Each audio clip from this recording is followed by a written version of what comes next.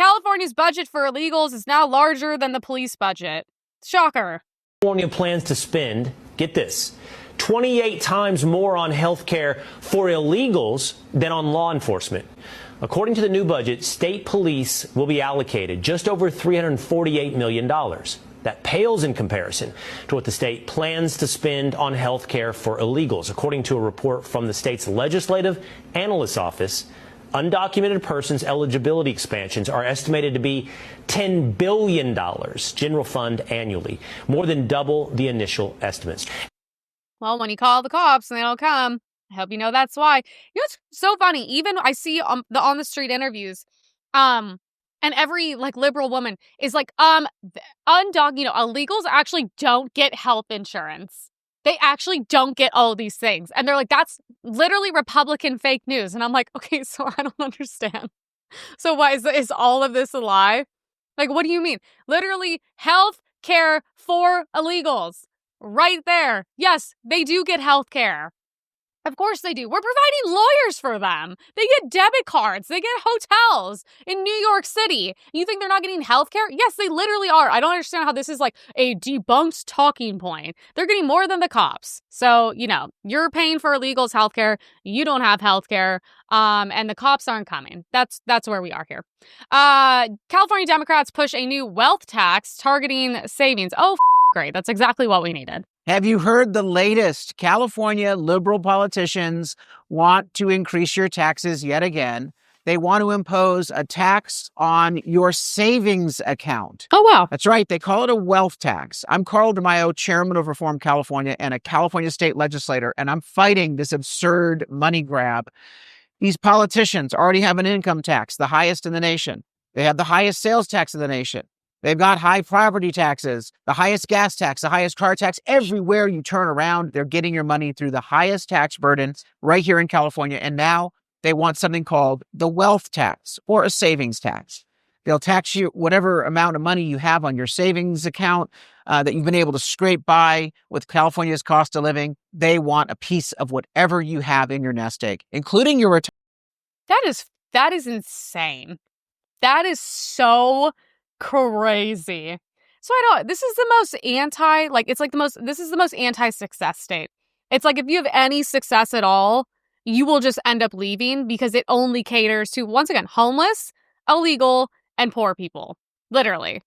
Like they're the ones getting money back on our taxes. And I'm like, so why would you be here? Why would a business be here? Why would anyone who makes money be here? And that's so funny. Everyone complains like, oh, the wealthy don't pay. Yes, the wealthy pay literally like half of the top 1% pays literally half of the taxes. You guys, if you want free shit, you have to live around wealthy people. That's the funniest part about it. What do you think? A bunch of poor people are just going to make this into the whole place will be Beverly Hills? Like what areas do you want to live in?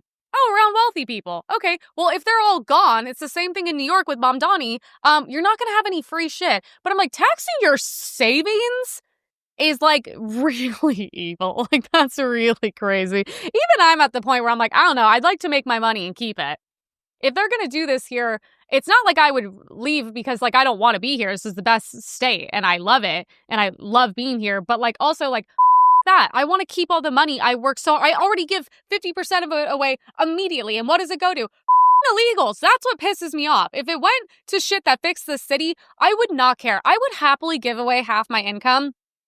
If the roads weren't shit, there wasn't homeless people on my street, there wasn't crackheads everywhere, the streets are dirty, I'm like, empty the trash cans, how hard is this? That would be fine. And I would also love to give half my income to building prisons and jails and putting people in there and then throwing the keys away. Take half my money if that's it. But I'm not going to give you half my money and then live in liberal apocalypse hell. Okay? That's not happening.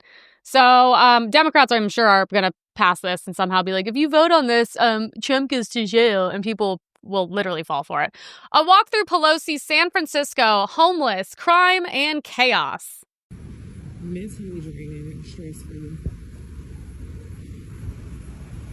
40 years and $200 million later, and this is what she's accomplished, you guys. These people bitch about no kings, and I'm like, bro, this is the closest shit I've seen to a king in my life. Like, look at this is hell. She has private security, hundreds of millions of dollars, You elected her. You pay tax. You pay these people. You give her your money, and that's how you're gonna live. Yeah. I mean, the No Kings people, this is the closest thing to a king we have, is literally her. And now she's going to go retire, and you can live in hell. And she'll probably be able to afford, beautiful security, live in the nicest places, travel for the rest of her life. So, if you guys actually give a shit about, because I don't, as a Republican, I don't agree with these people being in power and these people making this much money. We need people in politics. Yes, you should be able to make good money if you're educated and you do good things for the country. I don't care if you make a couple $1 million doing that, but this is insane. We need, politics should not be the most financially beneficial thing to get into. Go into real estate like all the other trust fund kids. We have SNAP welfare and institutional theft. Welfare was meant to be a safety net, and now it's a racket of fraud, obesity, and entitlement funded by us, the taxpayers. We have a SNAP user who claims to be starving while she is not starving. It's really bad.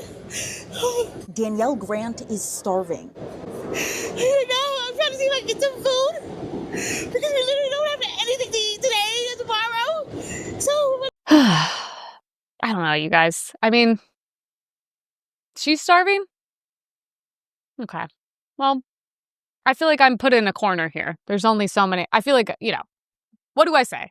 Okay, she can miss a couple meals. She's definitely not starving. She is using those SNAP benefits. She looks like the people that have the grocery carts that are filled to the brim, and it's like, this is the poor person gets 6 grocery carts for $2,000. You get, $20 at Whole Foods, and you get an apple and banana. I mean, do they choose? Is she just on the street? Is this someone they propped up? Because she's putting on the tears real good. She is doing that part very well. But I'm like, notice how she's starving for food. Oh God, you guys, I do this too much. It's too much. But hey, she has bleached hair. She's got braids. She's got a backpack probably filled with snacks, and I think she is going to be okay. If this is the case for people starving, I think people in the country should starve, and I know that makes me evil, and I am okay with that. Adam Carolla, we were just talking about how he was saying people on SNAP and all these benefits are like the average woman is 30 pounds heavier, and I'm like, well, unfortunately, I think if she is the statistic, and that is proving us to be true. She doesn't seem very healthy. She looks like one of the Disney park hoppers. The fat people at Disneyland that are like, if you go to Disneyland, you can get on this ride, but this one you're too fat. This place has big booths, so your big fat ass won't break the chair. I mean, this is really this is a product. The Democrats should just make sure the people on these are the scariest, skinniest people you've ever seen. When you put these people, what do you want us to do with this? Then you want our empathy. I'm like, we can't have empathy for this. And it's kind of funny. This is not something I would see and be like, oh my God, this is so sad. I'm like, this is kind of funny. She seems like fucking insane. I'm sorry, guys. She'll be okay. She can miss a couple meals. Judge McConnell blocks Doge funding cuts while tied to a nonprofit receiving $180 million in SNAP contracts. Well. So the judge who blocked funding cuts is forcing us to make SNAP payments, is involved in a nonprofit that has received $180 million in government funding deals with SNAP. Yeah, so obviously, what do you think? What do you think, he's going to do the right thing and vote to cut all of the money coming in? No, of course not. But these people need to be looked into. I'm sorry, they need to go to jail. We have all these jails. We're not putting criminals in there. Okay, so let's at least put the politicians in. Okay, let's put them in there. At least that's something I think the right and left can both agree on.